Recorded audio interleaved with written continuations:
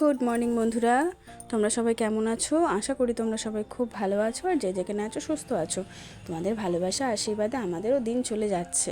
Anushree and mummies ডেইলিডের পক্ষ থেকে আমি সুতপা আরও একটি নতুন ব্লগ নিয়ে হাজির হয়েছি। দুদিন কোনো ভিডিও দিতে পারিনি,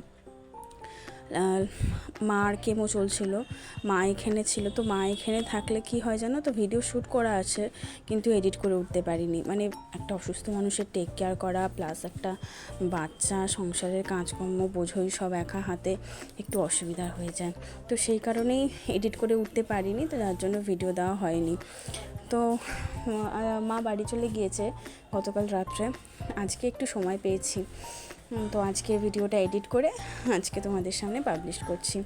সকাল সকাল বাসি কাজকর্ম সেরে একদম স্নান হয়ে গিয়েছে।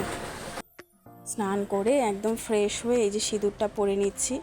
আর তারপরে কি হয়েছে জানো তো, পুজো দিয়ে নিয়েছিলাম। পুজো দিতে বসেই মেয়ে উঠে গেছে। জাস্ট বসেছি পুজো দিতে, সেই সময় মেয়ে উঠে গেছে। একদিকে ভালোই হয়েছে, রান্না বান্না সব করতে হবে। আজ আবার শনিবার, বাসি কাজ যখন ছেড়েছি তখনই রান্নাঘর একদম পরিষ্কার করে নিয়েছি, বাসনপত্র সব ধোয়া মাজা করে নিয়েছি। আর দোকানে বসে ভয়েস দিচ্ছি, রাস্তা দিয়ে গাড়ি যাচ্ছে। প্লিজ সরি একটু সরি চেয়ে নিয়েছি তোমাদের কাছে আগে। আসলে পারিনি এর আগে ভয়েসটা দিতে, বাধ্য হয়ে এখন দোকানে দিতে হচ্ছে। আর বুঝতেই পারছো দেখে, মেয়ে আর হাজব্যান্ড দুজনে উঠে গিয়েছে। তাই ভাবলাম যে রান্নাঘরে ঢোকার আগে বিছানাটা গুছিয়ে নিই। কী জানো তো, আমাদের মানে বেডরুমের মেন অ্যাট্রাকশান থাকেই হচ্ছে বেডটা যদি সবসময় ক্লিন আর নিট অ্যান্ড ক্লিন থাকে তাহলে ঘরের সৌন্দর্যটাই বেড়ে যায়।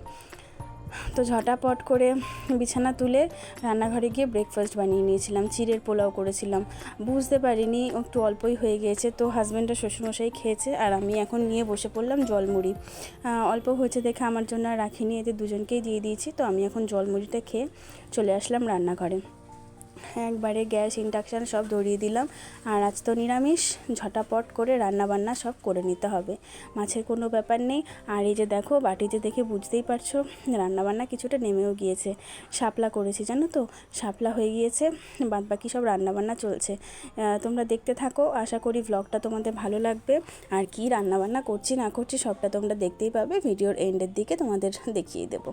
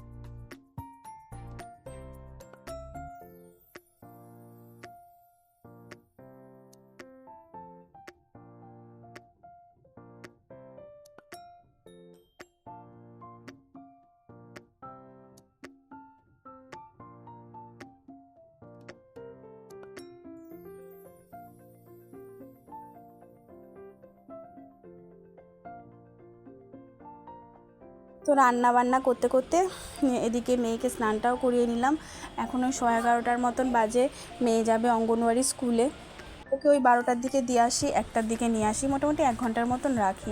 তো স্নানটা আগে করিয়ে দিলাম ঝটাপট করে। এইবারে দেখি আমি নিয়ে যাই না শ্বশুরমশাইকে দিয়ে পাঠাই, দেখি। আর স্নানের পরে জানো তো, স্নানের পরে সাজুগুজু করানোর সময় মেয়েকে একটু আদর করা বা মেয়ে আমাকে একটু আদর করে, এটা আমাদের একটা কমন ব্যাপার। বেশ ভালো লাগে, দুজনকে একটু জড়িয়ে ধরে আদর করি, বেশ ভালো লাগে। আর মেয়ের হাতে একটা ঘুড়ি, শ্বশুরমশাই একটা ঘুড়ি পেয়েছে তো মেয়েকে দিয়েছে। মেয়ে বেশ খুশি, হাতে নিয়ে ঘুরছে, ওড়াতে তো পারে না। আসলে জানো তো, ঘুড়ি আমারও ভীষণ ভালো লাগে, কিন্তু আমিও ওড়াতে পারি না। ছোটোবেলায় ঘুড়ি কাটার দেখলেই ঘুড়ির পেছনে দৌড়াতাম ছেলেদের মতন, কিন্তু ওড়াতে পারি না, এই হয়েছে ব্যাপার। তো মেয়েও হয়েছে সেই রকম, ঘুড়ি দেখলেই মা ঘুড়ি। কিন্তু ওর বয়সটা নেই যদিও ওড়ানোর, তবে আমাকে মাঝে মধ্যে বলে ওড়াবো। আমি তো পারি না মা, তুমি বাবার থেকে শিখবে। তো এই হলো ব্যাপার। আর আজকে বাইরে বেশ সুন্দর রোদ উঠেছে, মেয়ে স্কুলে চলে গেছে, শ্বশুরমশাই দিয়ে এসছে, আমি আর দিয়ে আসতে যাইনি। আর এত সুন্দর রোদ উঠেছে দেখে ভাবলাম যে বালিশগুলো একটু রোদ্রে দিই।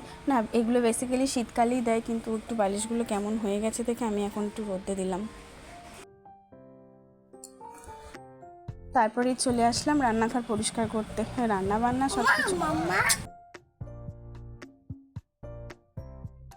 সব কিছু হয়েই গিয়েছে, তো কাজকর্ম ফেলে রেখে লাভ নেই। ঝটাপট করে পরিষ্কার করে যতটা ক্লিন করে রাখবো ততটা নিজের জন্যই ভালো, আর ভীষণ আইসুদিংও হয় ব্যাপারটা। আর কয়েকটা বাসন আছে রান্নার পরে যা থাকে আর কি, তো রান্নার জায়গা পরিষ্কার করে গ্যাস পরিষ্কার করে এখন সেই বাসনগুলোকেও একটু ভালো করে ধুয়ে মেজে নিই। আর এই গ্যাসের এই ঝিকগুলো, এগুলো তো নিত্যদিনের ব্যাপার, এগুলোর সাথে থাকে প্রত্যেক দিনই। আর রয়েছে কড়াই। তো এই কটা বাসন মাজা হয়ে গেলে রান্নাঘরের সমস্ত কাজ একদম কমপ্লিট। তারপরে ভাবছি যে একটু ঘরে ডাস্টিং করার ইচ্ছা আছে, দেখা যাক কতটা কি করে উঠতে পারি।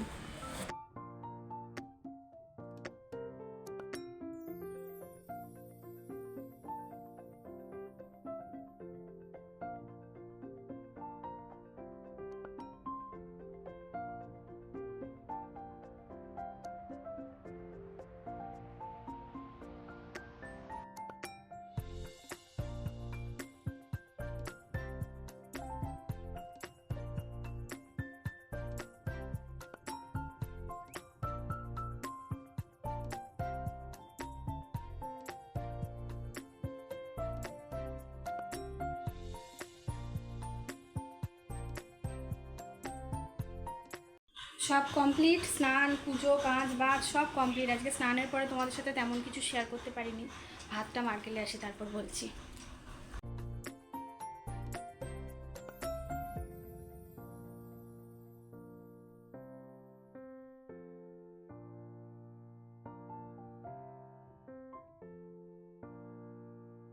ব্যথা জায়গাতেই বেশি ব্যথা লাগে জানো তো। কালকে রাত্রে সবজি কাটছিলাম, আজকে কচু বাটা রান্না করেছি, সেই কচু স্ক্যাপারে ঘষতে গিয়ে আঙুলের মাথাটা এমন ঘষা লেগেছে, ঝুলে গেছে ঠিক এই আঙুলটার মাথাটায়। আর এই জায়গাটার মধ্যেই মানে খালি বারবার করে এই জায়গাটায় গুঁতো খাচ্ছি, আর মানে এত লাগছে না, প্রচণ্ড পরিমাণে ব্যথা হচ্ছে। তো রান্নাবান্না তো সব কমপ্লিট। সকালবেলায় স্নান করে এসছি, পুজো দিতে বসেছি, মেয়ে উঠে গেছে, জাস্ট বসেছি সেই সময় মেয়ে উঠে গেছে। তা মেয়ে আজকে কান্নাকাটি করেনি, মেয়েটা আমার বড় হয়ে গেল, কান্নাকাটি করেনি, চুপচাপ আমার সাথে বসে পুজো দিল। আর আজকে লেট হয়ে গেছে জানো তো, শনিবার তো সব ধোয়া পাকলা করতে করতে বড্ড দেরি হয়ে গেছে। পুজো দিয়ে উঠেছি তখন বাজে 9:30, তখন যে ক্যামেরাটা অন করবো তা আর হয়ে ওঠেনি। এদিকে হাজব্যান্ড বেরোবে, ও বললো আবার চিড়ের পোলাও করতে, তারপরে মেয়েকে ব্রাশ করানো, মেয়েকে খাওয়ানো, তাড়াতাড়ি করে ওকে ব্রাশ করিয়ে ওকে খাইয়ে চিড়ের পোলাওটা বসালাম। সে খাওয়াতে গিয়ে হয়েছে আর এক কাণ্ড, মেয়ের পায়ে শুয়োপোকা, একটা শুয়োপোকা বাইছিল। সে আমার তো ভীষণ ভয় করে, শুয়োপোকা দেখলে একটা ফোবিয়া আছে, কাচুলকায়। তো সেই শুয়োপোকা দেখে আমি তো চিৎকার দিয়েছি, সেই ভয়তে মেয়েও চিৎকার দিয়েছে। তারপরে শ্বশুরমশাই এসে শুয়োপোকাটাকে ফেললো, তারপরে আলটা সরিয়ে চুল দিয়ে ঘষে দিলাম আলটা, তারপরে চুন টুন লাগিয়ে দেওয়া হলো। সেই মানে সকালবেলাটা যা গেছে। তারপরে চিড়ের পোলাওটা করে হাজব্যান্ডকে দিয়ে দিলাম, আর আমি তো দেখলে জলমুড়ি খেলাম, খেয়ে দিয়ে তারপর রান্নায় ঢুকেছি। আর আজকে মা আবার গেছে হাসপাতালে, কেমো চলছে মায়ের, আজকে কেমো হচ্ছে। একবারে তো কেমো টানতে পারছে না, যার জন্য বোর্ড মিটিং হয়েছিল, ডাক্তার বলেছে সপ্তাহে ভেঙে ভেঙে দেবে, মানে যেটা 21 দিনে হয় সেটা প্রত্যেক সপ্তাহে দেবে। এই হলো ব্যাপার। ওদিকে ফোনেও ওদিকে যোগাযোগ করছি যে কতদূর কী হলো, এদিকে সংসারের কাজকর্ম, আর এই মেয়েকে তো দিয়ে আসলাম অঙ্গনারীতে। এদিকে আমার রান্নাবান্না সব হয়ে গেছে, কাজকর্ম সবই হয়ে গেছে। বালিশ কটা রোদে দিলাম, বেশ ভালো রোদ উঠেছে। এবারে ওই ঘরটা একটু ডাস্টিং করি, মেয়ে আস্তে আস্তে এই কাজগুলো সব সেরে নিই। চলো রান্নাবান্না কী করেছি শেয়ার করে দিই তোমাদের সাথে। এই তো মার গালতে দিলাম, এদিকে আছে কচু বাটা, শাপলা, মেয়ের জন্য বেগুন ভাজা, এই যে ডাল, মটর ডাল, এটা আছে রাত্রের পটলের তরকারি, রাত্রের জন্য করে রাখলাম। এই যে মেয়ের জন্য ছানার তরকারি, আর এই যে আমাদের জন্য ছানার তরকারি। এই হলো লাঞ্চ মেনু। রান্নাঘরের কাজ কমপ্লিট, বন্ধ করে দিলাম। এবার চলো ওই ঘরে গিয়ে ডাস্টিংটা করে আসি। চলে আসলাম একদম, এই ঘরটা আজকে একটু পরিষ্কার করব, একটু ডাস্টিং করব। শোকেসটা দিয়ে শুরু করলাম, শোকেসের ওপরটা টেডি বিয়ার, ওপরে কিছু ফটো ফ্রেম আছে, মানে একটু ডিপ ক্লিনই বলতে পারো। পুজোও চলে আসছে, না না এটা পুজোর ক্লিনিং নয়, পুজোর আগে আরও হবে। আসলে যেরকম ঘরদোর আমরা পরিষ্কার করে থাকি আর কি, সেই রকমই পরিষ্কার পরিচ্ছন্ন করার কাজ চলছে। আর মেয়েও বাড়িতে নেই, বারবার করে এসে মাও বলবে না, আসলে এই ধুলোতে জানো তো মেয়ের অ্যালার্জি আছে, তো মেয়েও বাড়িতে নেই, তো এটা একটা ভালো সুযোগ আমার জন্য। তার জন্য ভাবলাম যে না, এখনই ভালো করে পরিষ্কার করে নিই। তো এই সমস্ত পরিষ্কার করে তারপরেই আর কি ওকে আনতে যাব। ইচ্ছা আছে এইটুকু সময়ের মধ্যে যতটা কাজ আর কি করে নেওয়া যায় সবটাই করে নেব।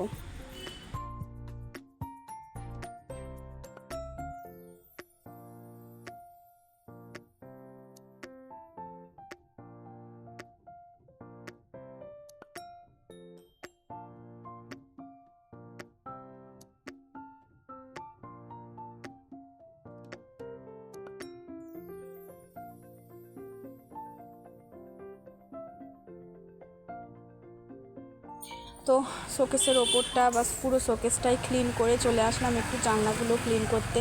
জানলাগুলোর মধ্যেও হালকা ঝুল হয়েছে। আসলে কি জানো তো, রাস্তার পাশে বাড়ি হলে যা হয় আর কি, রাস্তার পাশে বাড়িঘর বুঝতেই পারো যাদের আছে, কি পরিমাণে ধুলো হয়, মানে তুমি রোজ মুছলেও যেন রোজ ধুলোই থেকে যাবে, এইরকমই ব্যাপার হয়। তো আমাদের তো রাস্তার পাশে বাড়ি একদম, আর ধুলোও সেই পরিমাণেই হয়। চেষ্টা করি যতটা পরিষ্কার পরিচ্ছন্ন রাখা যায় ততটা রাখার।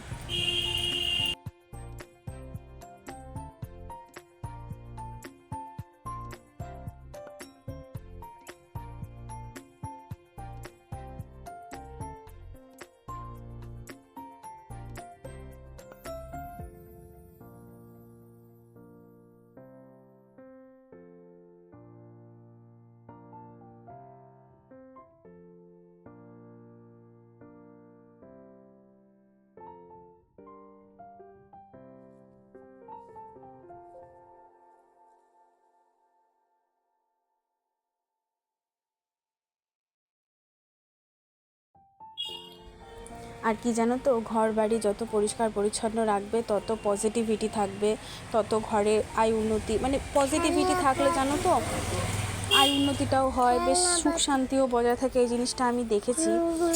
তো চেষ্টা করি আর কি সেইভাবেই সব কিছু পজিটিভিটি রাখার।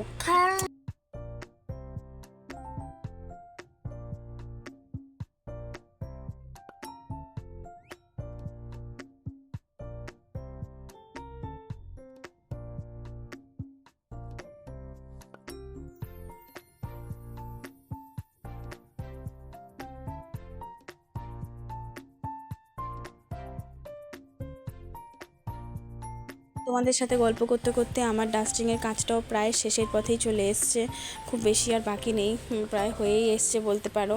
ফুলদানিটা পরিষ্কার করে এবার শুধু সোফাটাকে একটু ঝেড়ে নেবো আর ঘর ঝাড় দেবো, তাহলেই আর কি পুরো কাজ কমপ্লিট হয়ে যায়।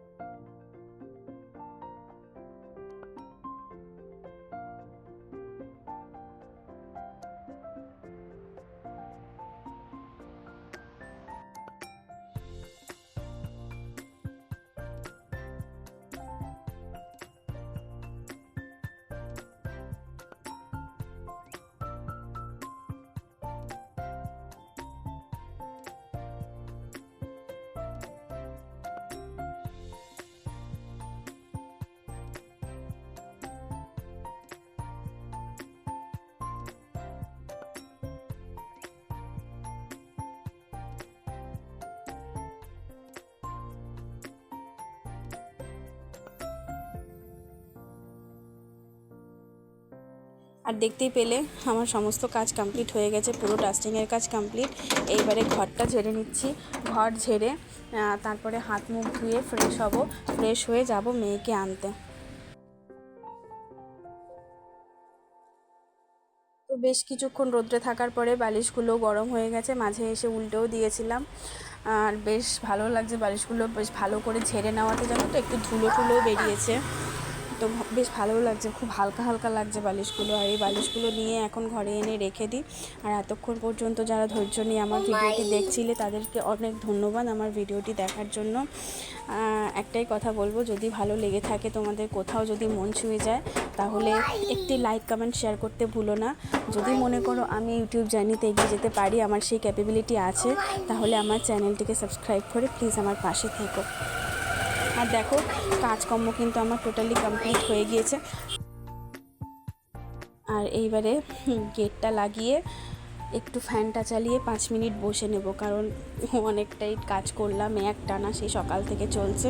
তো গেটটা লাগিয়ে ফ্যানটা চালিয়ে 5 মিনিট বসে তারপরে যাব মেয়েকে আনতে। তো চলো, আজকের ব্লগটা এই পর্যন্তই থাক। যদি ভালো লেগে থাকে তাহলে ভালোবাসা দিও, একটি লাইক কমেন্ট শেয়ার করতে ভুলো না। তোমাদের একটি লাইক কমেন্ট শেয়ার আমাকে অনেক অনেক মোটিভেট করে আরও ভালো ভালো ভিডিও দেওয়ার জন্য। তো চলো, আজকের মতন এখানেই টাটা, বাই বাই। দেখা হচ্ছে আবার কোনো ব্লগে। ততক্ষণ তোমরা ভালো থেকো আর আমরা যেন ভালো থাকতে পারি। টাটা।